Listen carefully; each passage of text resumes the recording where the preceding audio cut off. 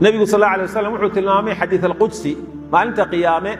qofkii bukooda aan qofkii intuu maqlay ama ogaaday ama ka warheelay aan soo booqan in ilaahay aakhira u qabsan doono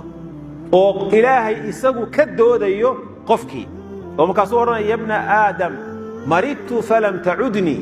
ina aadan waan bukooday ima aadan soo booqan ilaahay sida u bukootay ku soo booqday adoonkayga hebelaad maqashay inuu bukooday ma aadan soo booqan haddaad soo booqan lahayd arinta abaalkeeda agtayda ka heli lahayd buu Allah oranay subhanahu wa ta'ala wa huduru janazatihi janazadiisi in la xaadiro ayaa iyaduna kamida waxyaabaha mustaxabka ah ida maata markuu dhinto hadii aad awoodid janazadii xaadir laba qodob waa la sameyn karaayo meydka in salaadii aad ku tukatid oo qalqaaladiisa iyo qabanqaabadiisa dad ka qayb qaadan karto salaadii aad ku tukatid marka aadan xabaasha u raacin ay iska joogto waa sameyn karta ilaymiga marka masaajida la keeno waa lagu tukadaa meydka dadna way raacaan dadna way ka hadhaan Soomaa marka qofka caynka sameeyo wuxuu leeyahay hal buur ah oo buuraha Uhud leeg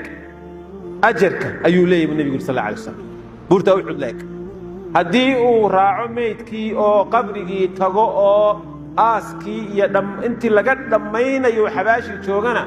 laba buurood oo waaweyn oo xasanaada ilaahay siinaya subhanahu wa ta'ala marka adiga way hada hal buur rabtana aaska ka haro salaada uu la ku tuko waka qofkii marka meydka maydhayay wuxuu nabigu sheegay sallallahu alayhi wasallam qofka meydka maydha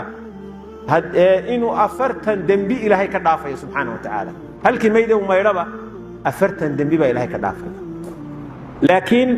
40 dambi dhaafitaankoodu shuruud baa ku xiran shardiga koowaad waxa weeye meydkan aad u maydhayso ilaahay dartii oo wax lacag aadan ku qaadanay wax lacag ku qaadasho laba nooc bay noqon kartaa waxay noqon kartaa in la yiraahdo meydka maxaad ku maydhaysaa intaasaan ku maydhaa oo lacagtii markaa aad heshiisaan oo lagu siiyo ama inaadan cidna la baayactamine laakiin si kale aad ugu dhigto marka meydka la dhameeyaa anagu hawshayadii waa ka soo baxnay waa dhameynay meydka dhaqiidiisa hawle naguma harin isgarta weeye micnaha idinka baashu idinku hadhoon meydka idin maydhnay xogaa baaqbaaqida ku jirta haddii aadan baaqbaaqin oo aadan lacagna ka qaadan meydkiina maydho ceebtii aad ku aragtayna aad qariso shuruudaha haddii la helo 40 dambi ba ilaahay ka dhaafay subhanahu wa ta'ala 40 dambi haddii se lacag aad ku qaadanayso nin kuuli ka shaqaystay kama duwaneed nin kuuli ka shaqaystay xogaa isu qaadanaya Soomaa kama duwaneed marka وايه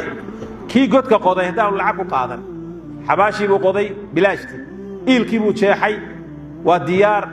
ميت كي بالدقي والواسي وح